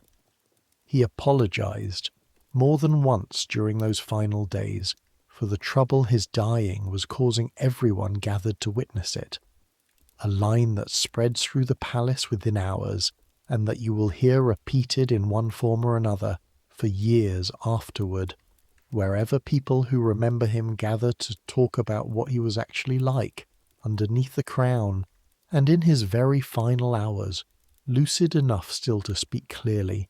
He's said to have turned his mind, among all the great matters a dying king might be expected to attend to, his kingdom, his soul, his brother about to inherit a throne balanced on a religious knife edge, to one smaller, stranger request: let not poor Nellie starve. You think of Nell Gwyn's carriage, the one Davy once described being cheered through the streets by a crowd that loved her precisely because she never once pretended to be more than she was. You think of the Duchess of Portsmouth, cool and careful, who by all accounts left the sick room before the very end, perhaps sensing correctly that her position at this court had died along with the man who had sustained it. You think mostly of Lady Fubbs, asleep and warm in your arms in the Elaboratory on an ordinary afternoon that now feels impossibly distant, and you wonder, with a grief that surprises you in its sharpness for a man you never truly knew, what happens now to a small spaniel whose whole world was built around a person who no longer exists. You witness the Duchess of Portsmouth's departure yourself, in fact, on your last errand of that final day, though you do not learn until later exactly what you'd seen. A closed carriage waits at one of the lesser courtyard entrances, away from the main gates, and a small procession of servants carries out boxes and trunks with a haste that seems, even to your exhausted eyes, faintly indecent given what is happening 2 floors above them. Louise de Kerouaille herself appears only briefly, veiled, moving quickly across the courtyard's cobbles with 2 women in close attendance, and she does not look back at the palace once, not at the windows, not at the door she is leaving through, a deliberateness to the not looking that strikes you, even then, as its own kind of statement. You think of Davy's old warning, delivered on your very first week here, that everybody in this palace ends up choosing sides in the argument between these two women, whether they mean to or not. And you understand, watching that carriage pull away into the gathering dark, that the argument itself is already over, decided not by any court or council, but simply by the plain fact of who chose to stay near a dying man's bedside until the very end, and who chose instead to be already gone before the bells began to ring. The palace does not stop. This is the thing that strikes you most in the days immediately following, that grief, even grief this large, this total, does not actually halt the machinery of a great house. There are rooms to be sealed. There are inventories to be taken. There is, above everything else that week, a new king to be proclaimed, and a whole apparatus of ceremony and law and precedent that grinds forward regardless of whether any individual heart in the building has finished breaking yet. You are sent on the third day after the death to assist, in the smallest possible capacity, mostly carrying and fetching, the same role you have always occupied in every crisis this palace has handed you, with the search and inventory of the late king's private apartments, because the Elaboratory falls, in some administrative sense you do not fully understand, under the same household office responsible for cataloguing his personal effects, and because Coswell, still grey and hollowed by grief, he has not once, in 3 days, allowed himself to show in any larger way than silence, has been asked to identify and account for anything belonging properly to the laboratory that might have found its way, over 20 years, into the king's private rooms. The bedchamber, when you enter it, no longer smells of the sick room it was 10 days ago. Someone has aired it, scrubbed it, burned sweet herbs to chase out whatever lingering smell might have remained. Though you fancy, standing in the doorway, that you can still catch some faint trace of it underneath. Blood and vomit and hot iron, and the specific smell of a body fighting and losing, a battle nobody present could name. The green damask hangings have been taken down already. The great bed itself looks smaller somehow, stripped of its linens, than it did crowded with physicians 10 days ago. The search is methodical, conducted by 2 clerks from the household office, with an inventory book each, cataloguing everything in the room with the flat, careful language of men doing a job that has nothing to do with the grief everyone around them is carrying. A silver basin, 2 chairs damask-covered, a writing desk containing... It is the writing desk that stops the room. The senior clerk opens it expecting, presumably, correspondence or accounts, or the ordinary detritus of a busy man's private hours, and finds instead, tucked beneath a shallow tray of ordinary letters, a small collection of objects that nobody in that room quite knows what to do with. A rosary, plain, worn smooth along its beads the way a rosary gets worn only through years of actual private use, not display. A small pewter box containing what one of the clerks, after a long moment of turning it over, quietly identifies as consecrated oil, the kind used in the last rites of the Roman Catholic Church. A single sheet of paper in French, unsigned, that the room's most senior man reads silently, his face working through several expressions before settling on something carefully blank, and then folds and places inside his own coat, rather than the inventory box, a gesture so quiet and so deliberate that nobody present says a single word about it, then or ever. You understand, standing there with an empty crate in your arms, waiting to be told what belongs to the Elaboratory and what does not, exactly what you are looking at, because you have already seen, with your own eyes, 10 days ago, a man dressed as a physician who did not walk like one, disappearing through a door behind a tapestry that nobody in that crowded corridor was permitted to acknowledge existed. The late King of England, head of the Church of England, defender of a Protestant faith he was crowned to protect, died a Roman Catholic. Received, in his final conscious hours, into a church his own laws forbade his subjects to openly practice, by a priest smuggled through a hidden passage by his own brother, the new king, whose Catholic sympathies are already the most dangerous, most whispered about fact in this entire kingdom. Nobody in that room says any of this aloud. The senior clerk closes the writing desk's compartment as though he has found nothing more remarkable than a spare set of buttons, and the inventory continues, item by item, chair by chair, exactly as methodically as before, and you understand, watching this happen, that you have just witnessed the specific practice silence that keeps a kingdom from tearing itself apart. Not lies, exactly, just an agreement, made without a single word exchanged, that certain true things will simply never be written down.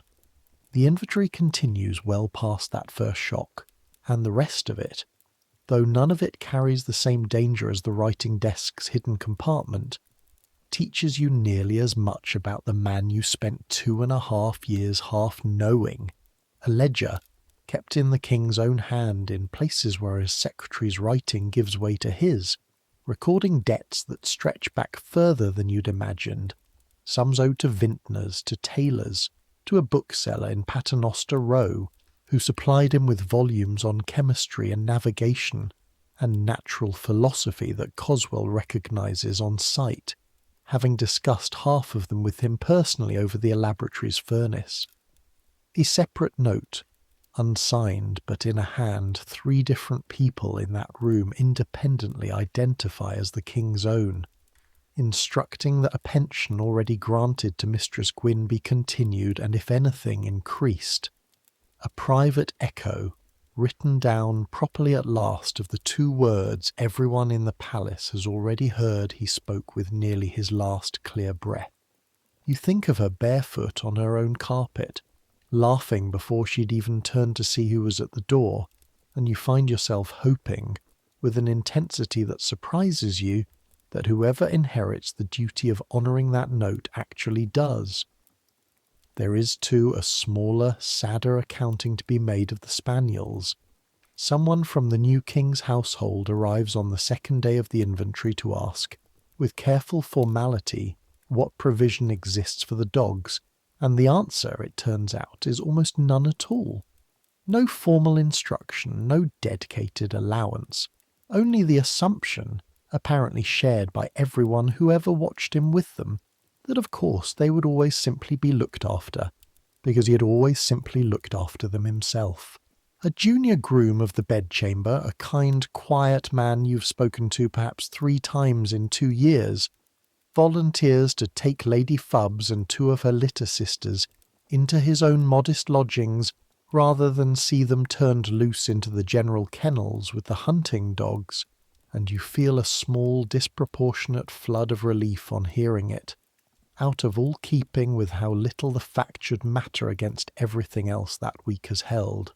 Word reaches the Elaboratory, that same busy week, of the post-mortem examination the physicians conducted on the king's own body before it was prepared for burial, and Coswell, who is asked afterward for his professional opinion on certain findings by a colleague who knows the kinds of compounds the Elaboratory has kept in stock over the years, comes back from that conversation quieter than you have seen him since the collapse itself.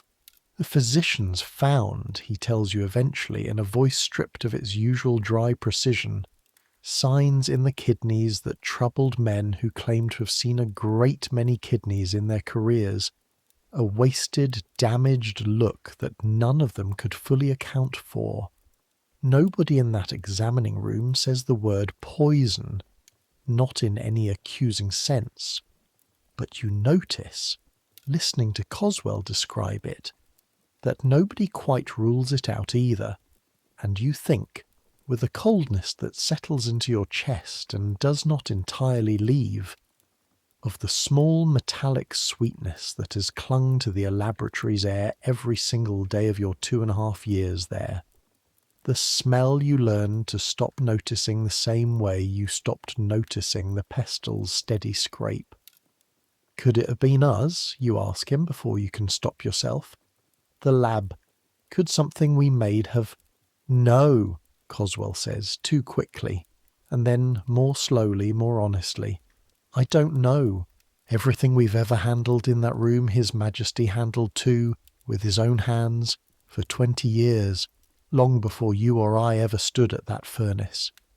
If it did him harm, it did it slowly, the way most poisons that matter do their work slowly, and there's no single day either of us could point to and call the day it happened. He is quiet a moment, turning something over that you suspect he will keep turning over for the rest of his own life.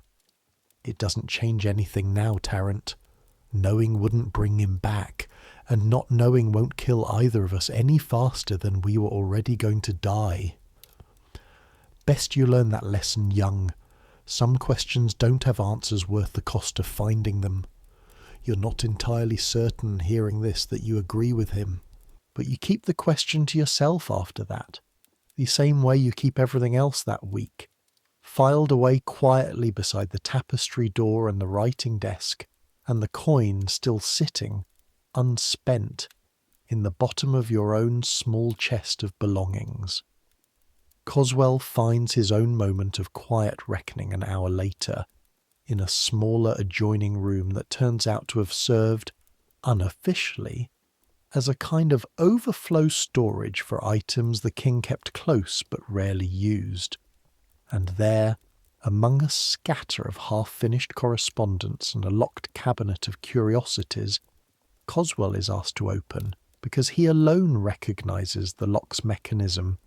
You find, tucked at the back of a shelf, 3 small glass vessels that you recognise instantly, because you helped fill 2 of them yourself, nearly 2 years ago from the very afternoon the king leaned close over a dish of cooling tin and called it the most promising ash he'd seen all week. He kept these, Coswell says quietly, holding one up to the grey winter light coming through the window, turning it slowly, the way he taught you to examine any vessel whose contents you weren't certain of. Not because they're valuable. There's nothing in here worth a shilling to anyone but us. He kept them because he liked them, because for one afternoon watching a metal change colour meant more to him than being a king.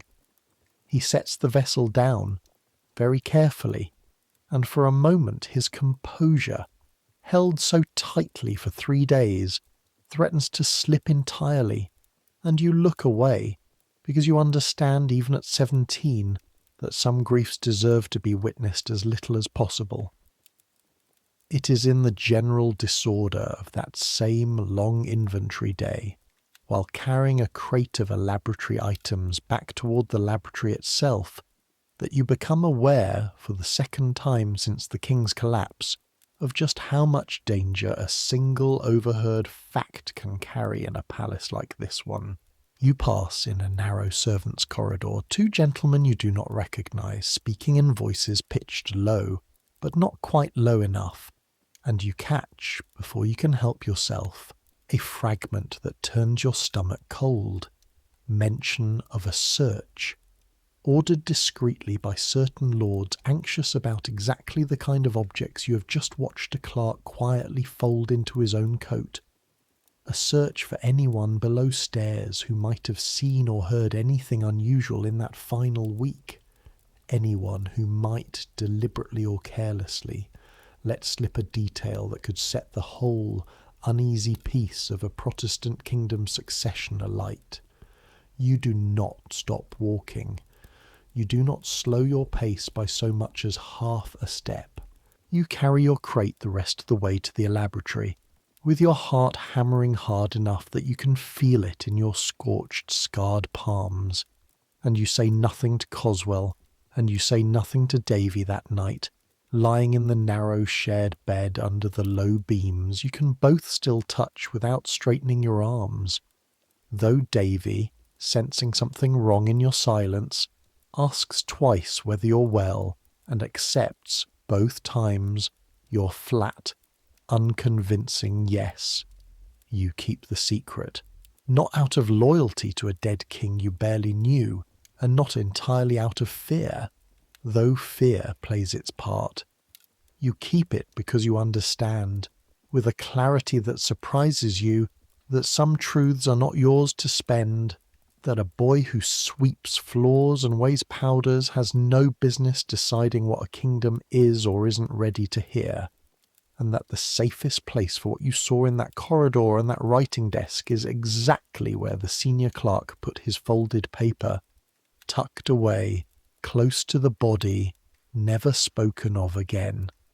The funeral, when it finally comes, 10 days after the death, surprises you with its smallness. You'd expected, without quite realizing you expected it, something to match the size of the man. A great public procession, the streets lined with mourners, the kind of spectacle London turns out for without being asked twice.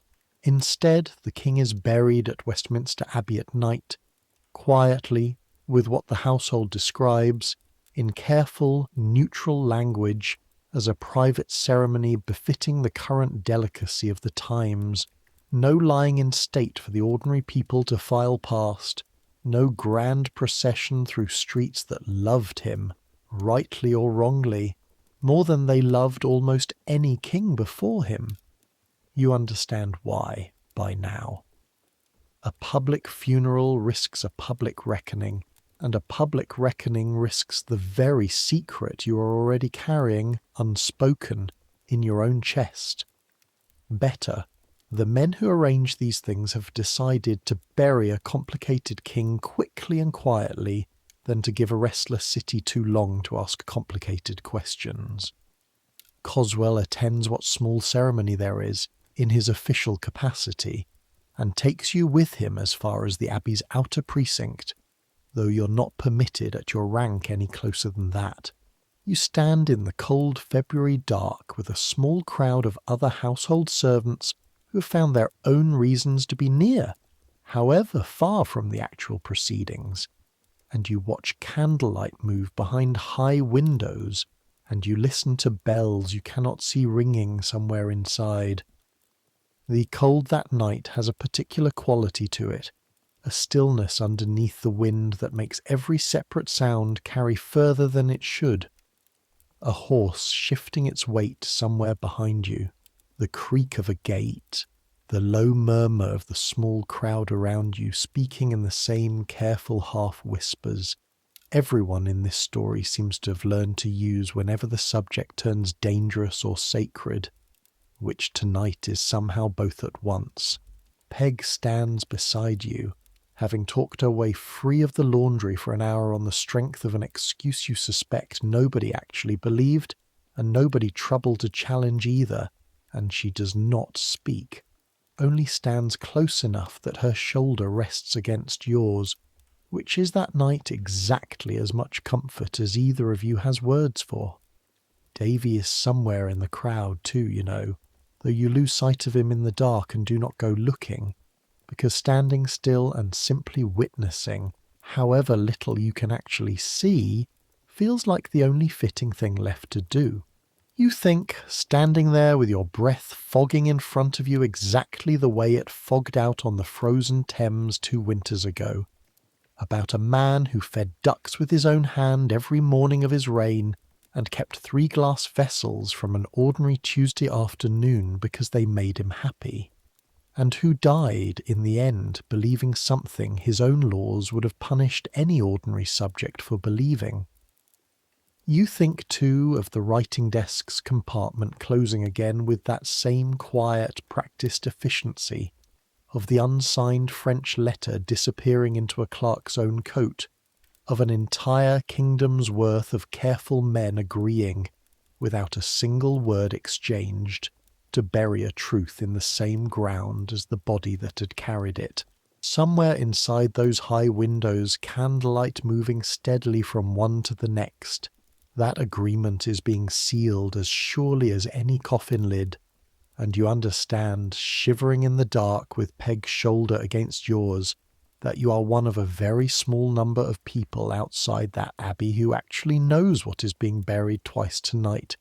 The new king, James II now, the same Duke of York whose household man ushered a disguised priest through a hidden door, is proclaimed within hours of his brother's death, and the machinery of the palace reorganizes itself around him with the same quiet, practiced efficiency you watched empty that writing desk. The Elaboratory continues. Coswell keeps his post, at least for now, though he tells you quietly one evening not long after that he does not expect the new king's interest in chemistry to match his brother's, and he is right as it happens, though that particular disappointment belongs to a later part of the story than this one. You stay at Whitehall 2 more years after that February, long enough to finish your apprenticeship properly, long enough for your hands to fully forget the pain of that summer fire and remember instead only the skill it taught you. You never tell anyone, not even Davy, not even years later when the secret has become common enough knowledge that speaking of it carries no danger at all, that you were the boy standing in that corridor when the disguised priest slipped through the tapestry door, or that you helped carry the crate that held 3 small glass vessels a king kept simply because they made him happy, or that an old gentleman of the bedchamber once pressed a coin into your palm for a silence you would have kept for nothing at all. You marry Peg in the spring after your apprenticeship finally ends, in a small parish church neither of you had ever set foot in before the banns were read, and Coswell, of all people, stands as witness, dressed for the occasion in a coat you've never seen him wear in the Elaboratory, looking faintly uncomfortable the entire ceremony in a way that has nothing to do with the marriage and everything to do with the unfamiliar sensation of being somewhere that isn't his laboratory. You set up your own small chemist's shop 3 years after that, not far from the old palace, close enough that on quiet mornings you can still hear its bells, and you fill it deliberately with everything Coswell taught you to value most: patience, careful measurement, a refusal to rush any process that rewards being done slowly.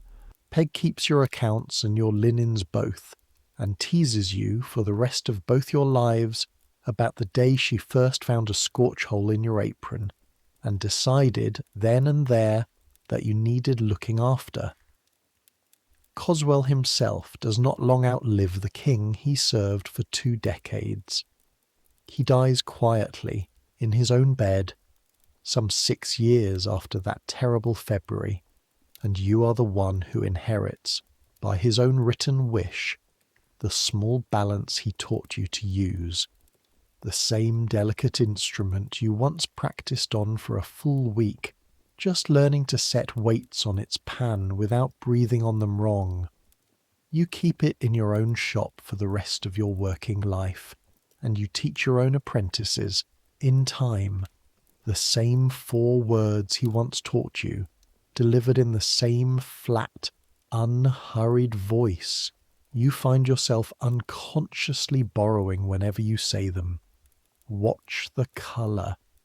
Don't rush. It is nearly a decade after that grey February, on a cold night in the January of a different year entirely, that word reaches your own shop of a fire at Whitehall. Not a small one, not the kind of contained kitchen blaze the palace has weathered 100 times before, but a great devouring fire that starts, people say, from a careless maid's fallen linen left too close to a grate, and that spreads, before anyone can properly organise against it, through room after room of the same sprawling, ungovernable maze you once got lost in on your way to the privy.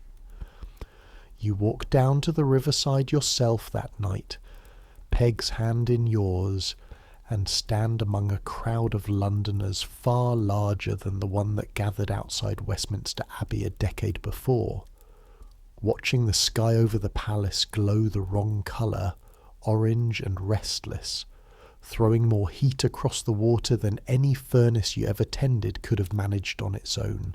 You think, watching it burn, of the Elaboratory's own 2 furnaces, brick and blackened, and wonder whether they are burning too, whether the shelves of swan-necked glass are shattering somewhere in all that heat, whether 3 small vessels of cooled tin, kept because they once made a king happy on an ordinary Tuesday, are anywhere in that fire at all, or whether they were long since lost to some other, smaller clearing out in the busy years between his death and this one. You never learn the answer. Most of Whitehall's 2,000 rooms are gone by the time the fire finally burns itself out, leaving, as everyone will tell you for years afterward with a kind of disbelieving wonder, only the one great banqueting hall, standing more or less alone among the ashes, as though the palace had decided, in dying, to leave behind exactly one room and no more, the way a man might leave behind exactly one story and keep the rest to himself. Some things, you have decided by then, are not stories to be told. They're simply things you carry, quietly, the way Coswell carried 20 years of an unpaid quarterly allowance, without ever once letting the grievance slow his hands at the balance, the way the palace itself carried for a decade after the careful, unspoken agreement never to write certain true things down.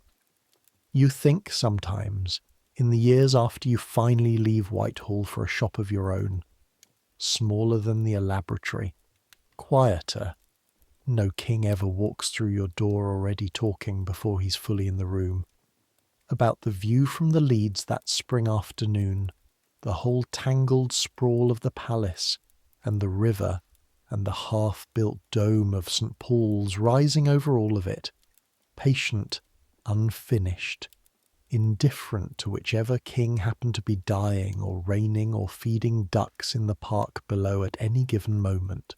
You think about how small any single life looks from up there, and how enormous it feels while you're actually living it, scorched palms and all, and you decide on balance that both things are true at once, the way so much in that palace turned out to be more than one thing at a time. The rooms themselves, the ones searched so carefully that grey February week, were emptied within a month, the furniture redistributed, the writing desk's compartment locked again, and largely forgotten by anyone who wasn't in that room to see it opened. What they found there was never made public, not the rosary, not the oil, not the unsigned French letter folded quietly into a clerk's own coat and never seen again by anyone outside that room. The official story, the one written down in the histories that get taught to schoolboys for generations afterward, simply skips past that particular Tuesday morning in the crowded corridor, the way the palace itself learned to skip past it, smoothly, without a single visible seam. You know better. You have known better since you were 17 years old, standing very still against a wall, watching a door behind a tapestry swallow a man who did not walk like the physician he was dressed to resemble. You have carried that knowledge for the rest of your working life, the same careful way you once carried a jar of King's water, steadied half an inch above disaster, and you find, looking back on it now, that the carrying itself became its own kind of quiet honour, not the honour of having told the truth, but the harder, stranger honour of having known when a truth was not yours to spend.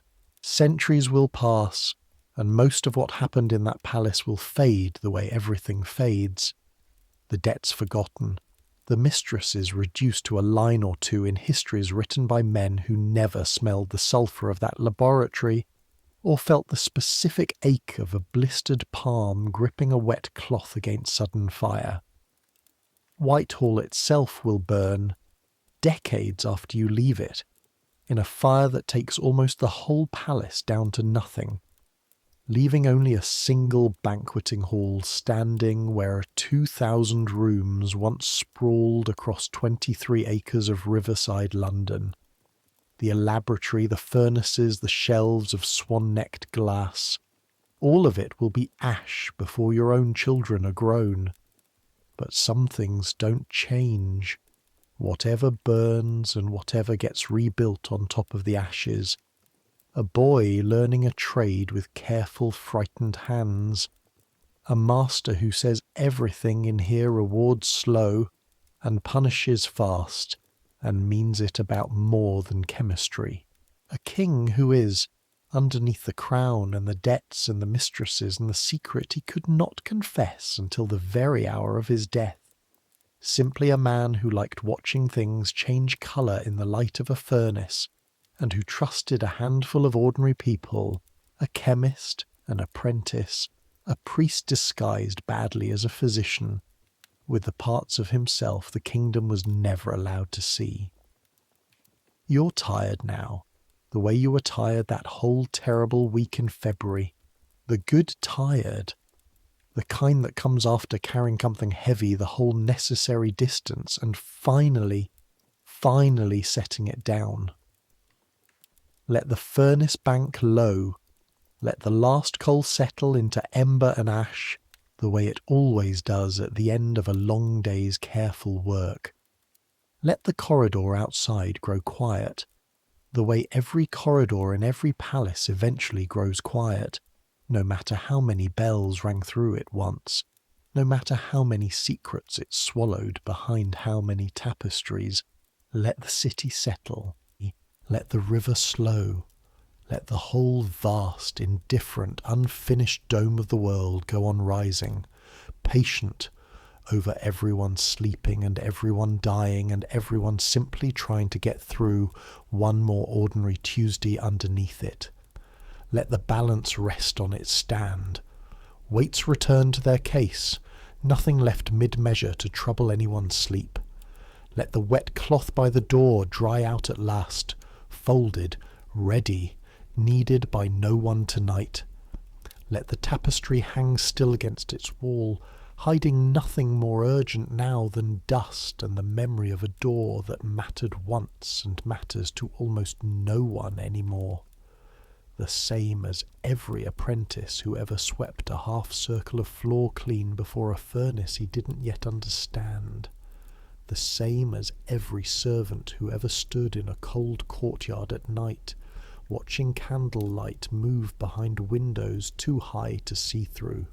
The same as every quiet, careful person who ever carried a secret, the way you carry a full basin across an uneven floor, steady, unhurried, spilling nothing, saying nothing, simply getting it safely from one side of the room to the other. Centuries will pass. The palace you knew is already gone mostly, folded into one surviving hall and a scatter of foundation stones beneath streets that have long since forgotten what stood there before them.